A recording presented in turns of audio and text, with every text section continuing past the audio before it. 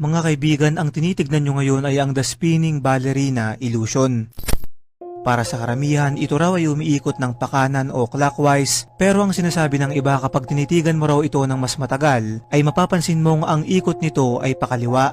Ang ilusyon na to ay nagawa noong 2003 ng Japanese web designer na si Nobuyuki Kayahara at nagsimulang mag-viral sa internet noong 2007 dahil nga sa magkaibang pagtingin ng mga tao sa larawang ito. Ayon sa ilan, kapag nakikita mo itong umiikot ng pakanan, ay mas gumagana raw ang kanang bahagi ng iyong utak. Ibig sabihin, ikaw ay creative at may mataas na emotional intelligence. Kapag ito ay nakikita mo namang umiikot ng pakaliwa, mas gumagana raw ang kaliwang bahagi ng iyong utak, na ang ibig sabihin naman, ikaw ay lohikal at mas organisado.